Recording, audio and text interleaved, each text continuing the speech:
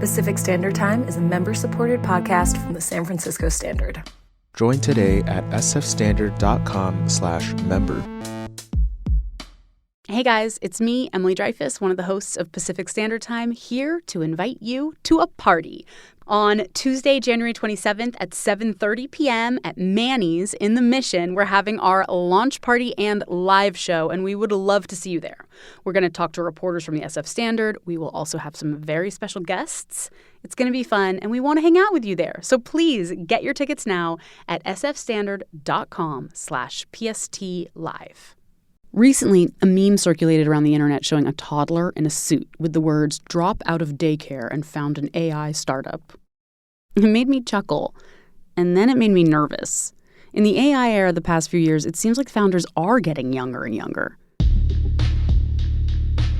I have 2 young kids growing up in San Francisco, and they revere tech founders. My 10-year-old is vibe coding Roblox video games under parental supervision. My 6-year-old wants to start a robotics company, though he can't quite read yet, so it won't happen tomorrow. All this got me worrying. Are they going to grow up under tons of pressure to be young founders, to drop out of high school, to monetize their childhoods? Is the allure of the young founder getting in the way of normal childhood development and education? Or am I just a worried mom who needs to chill out? We are about to find out.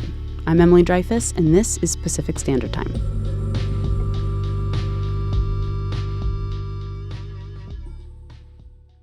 So the first thing I want to do, Raya, is just ask you to introduce yourself. Sure. My name is Raya Jeddah, and I cover tech culture at the San Francisco Standard. So we're here today to talk about this phenomenon of young founders, and this phenomenon particularly in the Bay Area.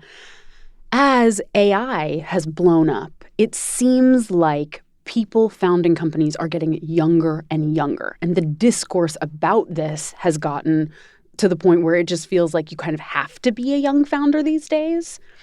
You are a young person. You cover this world. You cover AI. And you've covered a bunch of these companies, including the world's new, youngest self-made billionaires. Yes. Am I right that the young founder phenomenon is seeming to, A, get younger and younger, and just be more and more of a craze? It used to be a little bit of an outlier. Now it seems a little bit more of the norm to me. Totally. I mean, I think dropout founders have always had this kind of mythical status in Silicon Valley. There's Bill Gates, there's Mark Zuckerberg, there's Larry Ellison, there's Steve Jobs.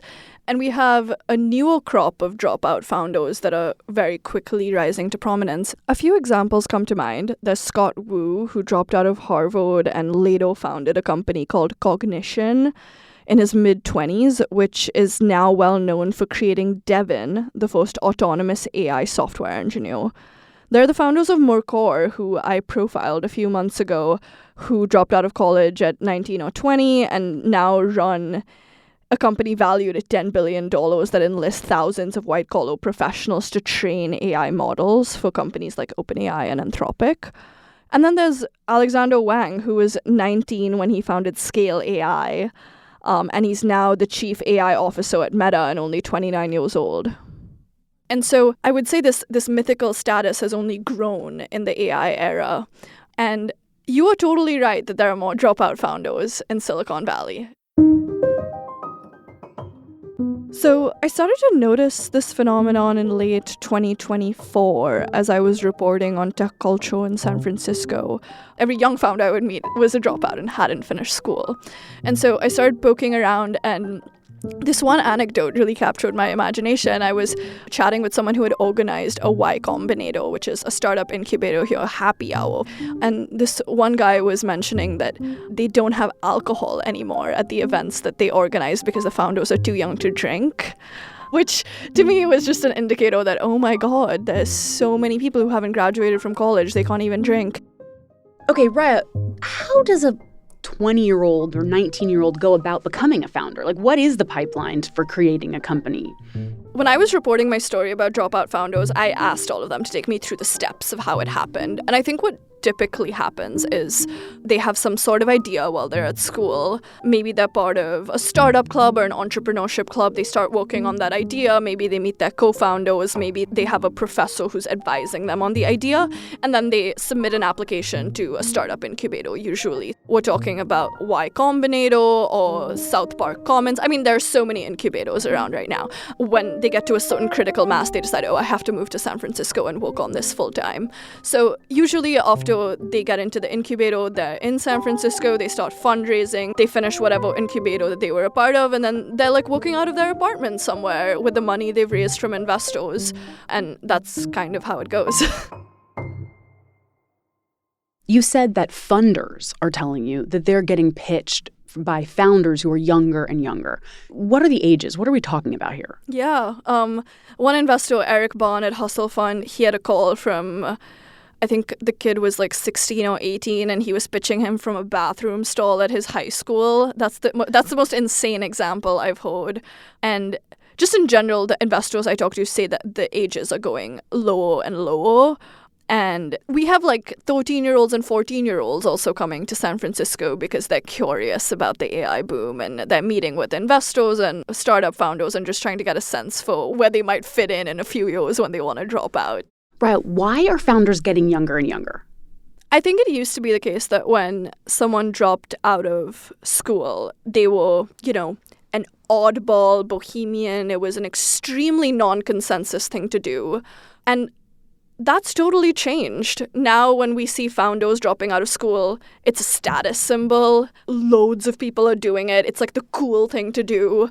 And I think there are a lot of factors contributing to this that make it much easier to drop out. There are established pipelines now from different universities to Silicon Valley. There is a sense in Silicon Valley that going to college is not useful and might even be a regression. And we get this sense from Peter Thiel and Alex Karp of Palantir. And it's very much in the zeitgeist that college might not be an institution worth a founder's time. My advice to people around here is, there's a couple schools you should go to if you get into. Yale's one, Stanford's one. There's some schools you maybe should go to. Otherwise, go to the cheapest school and come to Palantir, or just come here.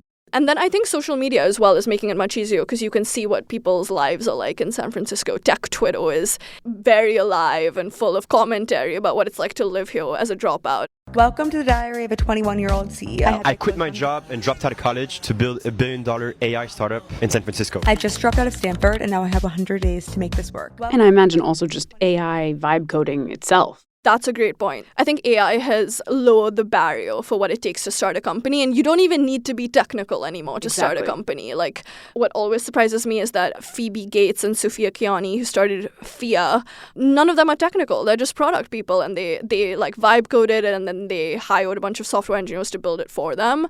And so I think even if you're a startup founder who has no connections, Phoebe Gates probably does have a lot of connections.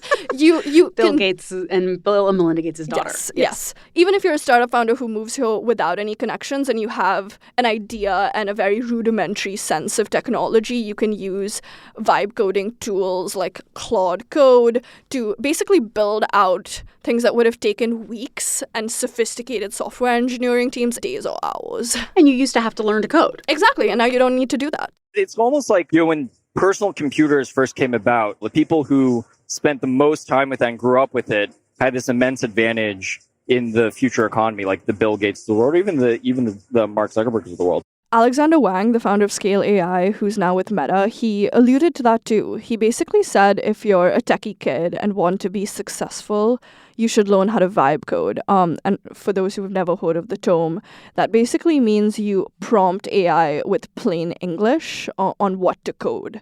And so AI is basically doing the coding for you.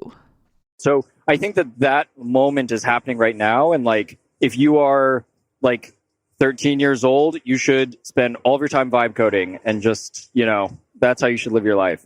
I'm going to give you an example of a character that I spoke to for a story that I wrote about. He's a Stanford dropout who was participating in Y Combinator. And the question that I was asking all the dropouts I was talking to was this a hard decision to make? And he said, I don't think you understand. Like, this is not a hard decision to make.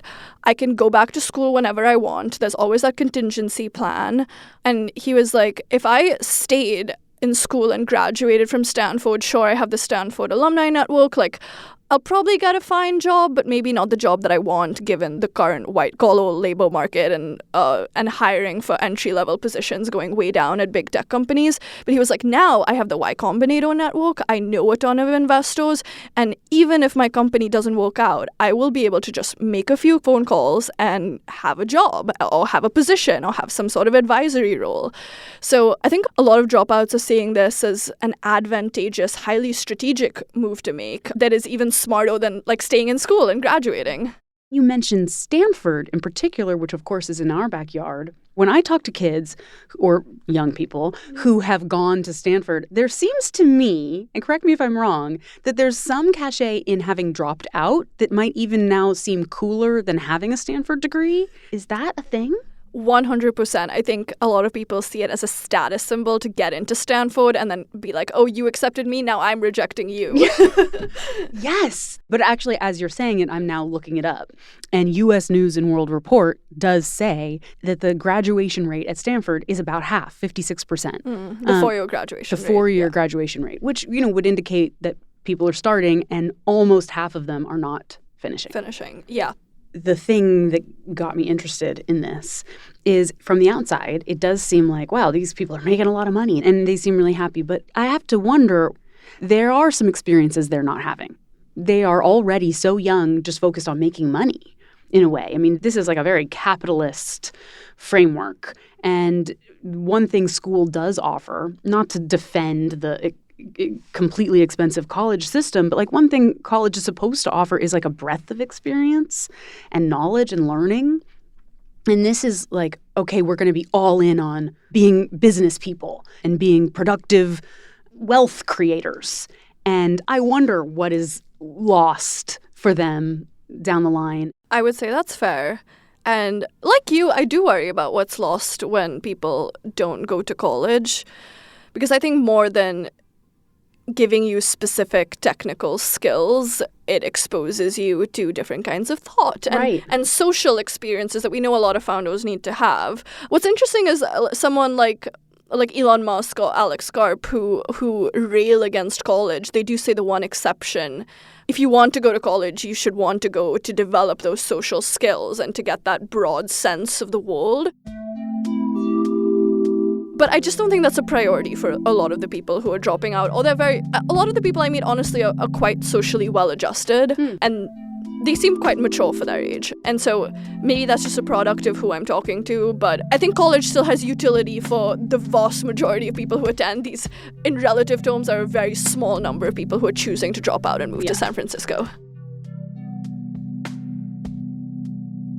That was Raya Jetta, tech reporter for the SF Standard. After our conversation, I found myself wanting to talk to an actual young founder. And I couldn't get the words of Alexander Wang out of my head. If you're 13 years old, you should be vibe coding all the time. Shouldn't 13-year-olds also be, learning piano, having awkward crushes, playing soccer badly with their friends? So we called up Michael Goldstein, an actual 13-year-old founder.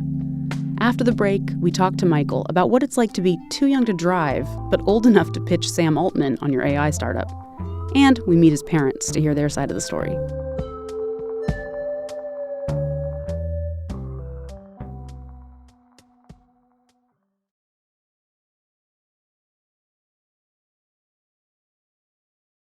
Just because you can't see it doesn't mean it isn't still here.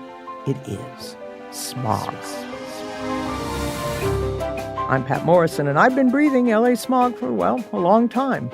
Join me to find out how this airborne garbage finally changed and how it changed us, with scientists, innovators, comedians, politicians, and a gal who drove around LA with her convertible top down and her gas mask on. Smoglandia will be available soon everywhere you listen to podcasts.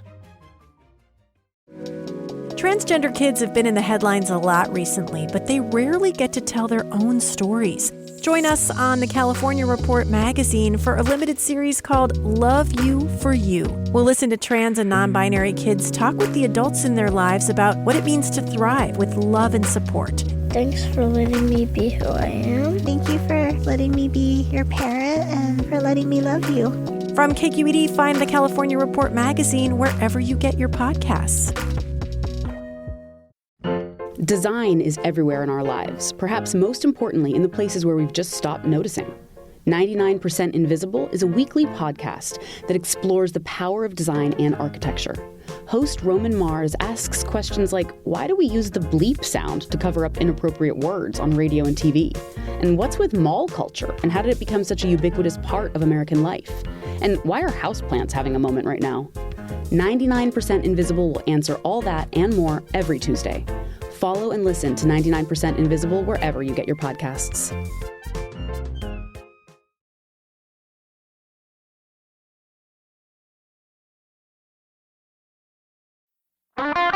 My name is Michael.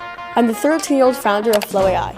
I realized that most AI tools stop at just talking, but Flow does way more than just yap. We learned about Michael when he visited San Francisco for a startup founders demo week and saw his tweets about being the youngest founder there. I wanted to know, well, everything. Who was this kid? What was his company, and why did he make it? I'm hopping on to the AI trend. There's a rise of AI right now, so I'm hopping in on the agents. Right now I'm working on design agents, so agents that can design. Basically, I don't know if you've heard of Figma. I've heard of it, yes, but explain what it is, please. So Figma is like a very advanced design tool. It has like all the designing things you could need. And it's used by like professionals making like app mock-ups, websites, landing pages, all that stuff. And it's not coding. So you like drag the frame and drag the rectangle and put the text. And then you've also heard of Canva, probably? Mm-hmm. Yeah. So basically I'm making like a Canva Figma baby with AI. And it's basically a designer. So you have an infinite canvas.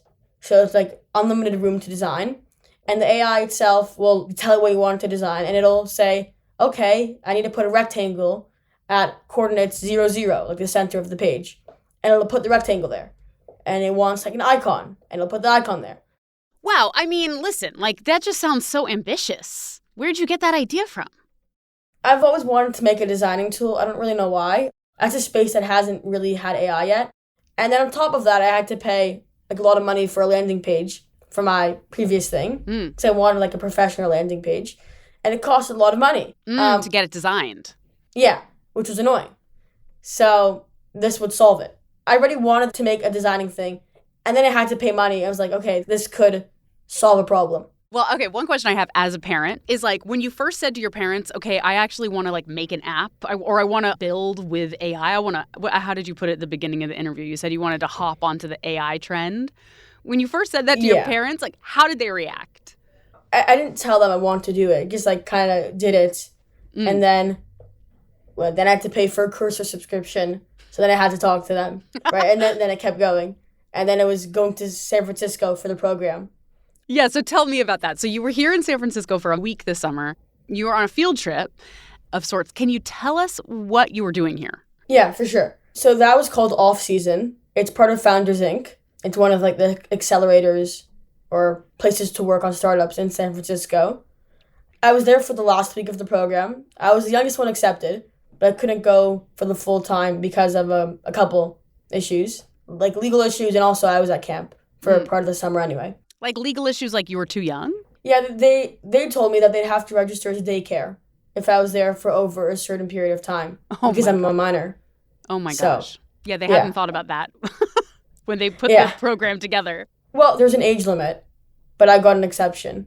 Oh, okay. So I was there for that, and it was a pretty fun week. How did it feel? Describe what it felt like for you. It was great. I was building with like a lot of people who I think similar to, I guess, or in a way similar. So it felt like you were like among your people? Yeah. And it was fun. It was really fun. Everyone there was friendly and nice. They were all just building their own stuff, which is like, it's cool to see that ambition also. Yeah. So I was there for the last week and I was building for the 5 days. And then the last day was the demo day. But even in the week, it was pretty crazy. I had a goal of meeting Sam Altman. I saw that. So I told the people there I wanted to meet him or I wanted him to come to the demo day. And like they said, okay, whatever. And I mentioned it again to one of the videographers there. And she like thought it was interesting. So I filmed a video that evening saying I wanted to meet you. Hey Sam Altman, my name is Michael. I'm a 13-year-old founder and I want to meet you. I'll be the youngest builder demoing at Founders Inc. Festival this Friday at Fort Mason. I'm making a general AI agent called Flow that automates everything from emails to presentations, making digital life simple. You've been a big inspiration for me, so I hope I can meet you. You were just like shooting your shot, I think, as they put it. I filmed the video, we put it out the next day. We went around the campus telling everyone to repost it and tag him so we could try to get him to see it. And I got a DM, I think like that afternoon, from someone who gave me his assistant's email. So I emailed his assistant, basically saying what was happening and where I got your email from. And they also emailed 75 OpenAI engineers to just try and pass the message. And then I got a response from his assistant saying that he can't come, but you can have a meeting with him the next day. Wow. How did you feel in that moment? It was exciting. And what was Sam Altman's advice to you? I had like a couple of very specific questions. Like I came there with a purpose. So my 3 questions were, when should I quit on a startup? Because at that time I was like debating switching. And then the next day I did end up switching. So it was, when should I quit?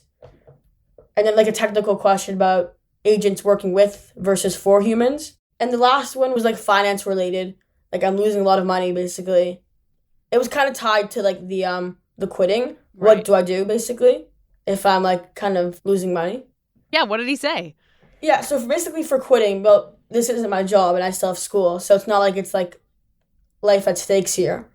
So basically it's when you want to stop that you can just stop because there's no reason why you need to continue. And then I did end up stopping the next day and doing something else. So he was basically like, if it feels like a slog and it's a passion project anyways, you should be done. Yeah.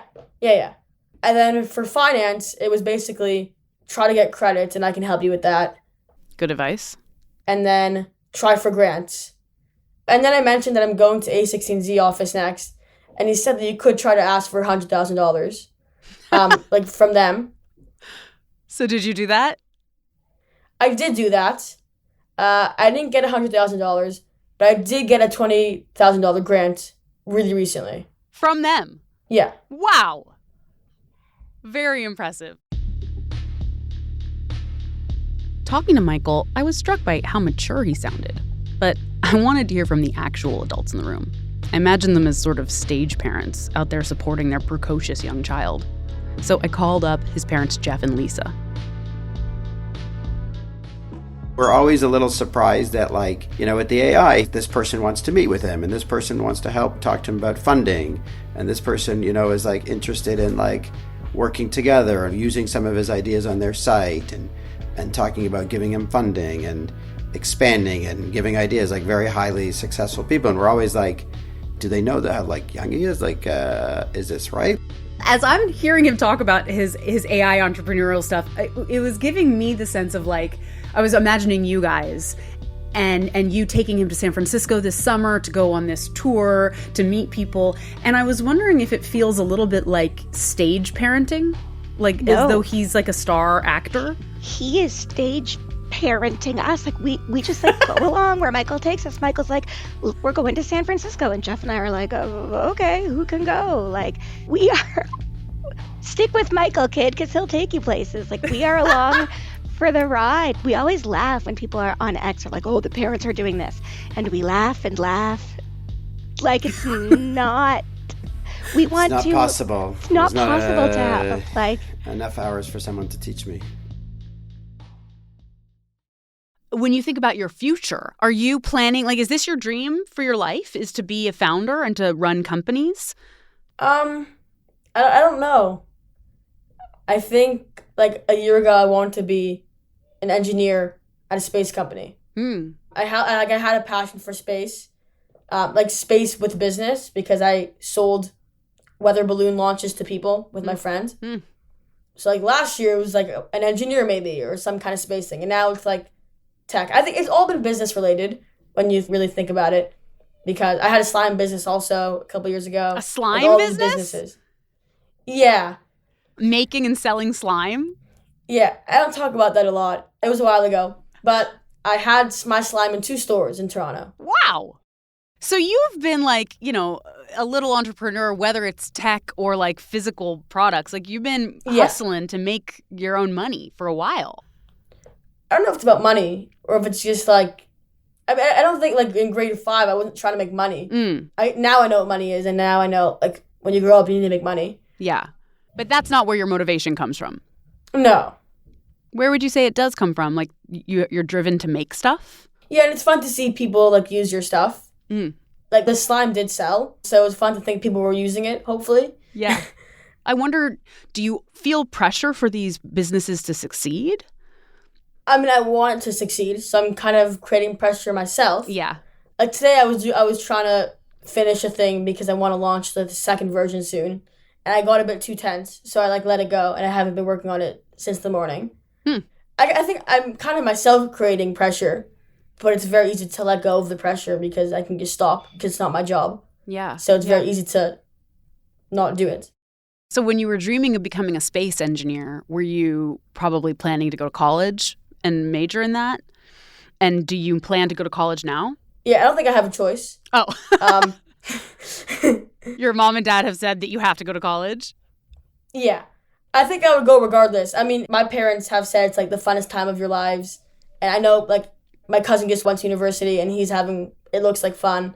So even if I don't learn what I'm going to end up using, I mean, it depends what's going to happen. I don't know, right? Maybe I do software engineering and I would learn a lot. I don't really know. But regardless, it's a really fun time of your life. And that's like a part of growing up and having fun and stuff. Yeah. So I think, yeah, I'll go. Oh, great. Okay. I mean, can confirm college was the most fun time of my life. So absolutely. Yeah, that's a lot of people.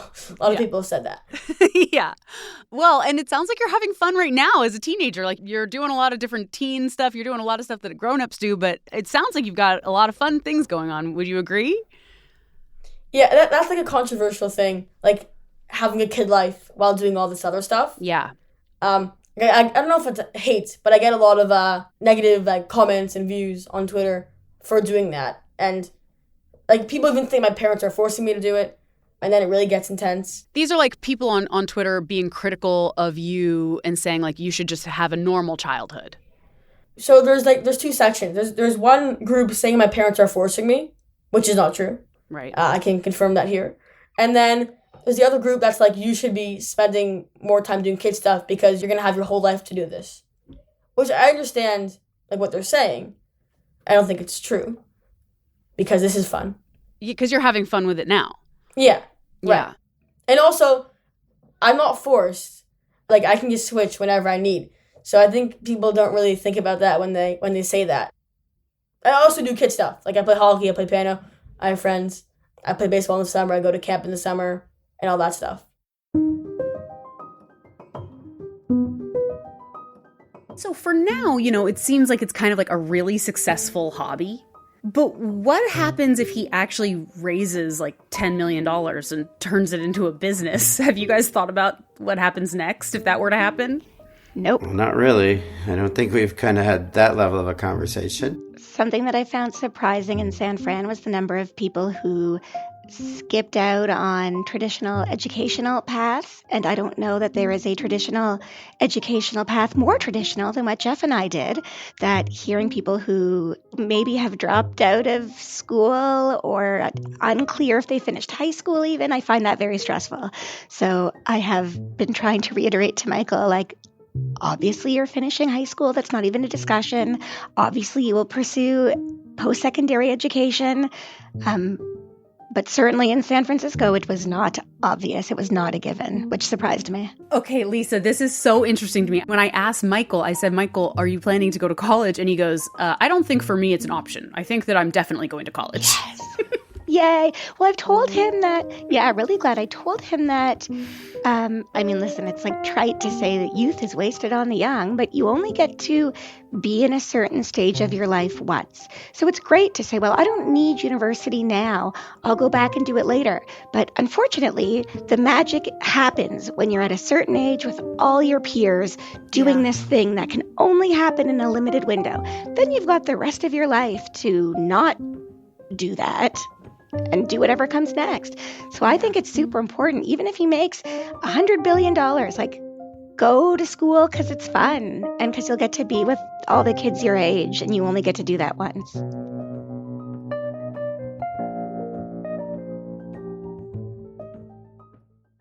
I don't know about you, but those conversations calm my worries a lot. I feel a lot better knowing that Michael's parents are encouraging him to go to college and he's planning on going. I'd been worried that the AI era was putting pressure on all kids to try to create startups and use these tools rather than going outside and touching grass. But these are the kids who were going to be building stuff anyway. In an earlier era, maybe they'd be tinkering with physical media in their garage. Now they're building AI agents. I guess I can get behind that.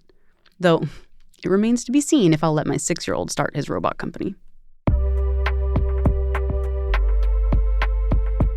This episode was produced by Eddie Sun and edited by Matt Collette. The rest of the team includes Michelle Lanz, Sophie Behrman, and Jesse Alejandro Cottrell. We used music by Carly Bond and Blue Dot Sessions. This show is powered by the journalism at the San Francisco Standard. Become a member today at sfstandard.com/member. I'm Emily Dreyfus, and this has been Pacific Standard Time. Thanks for listening.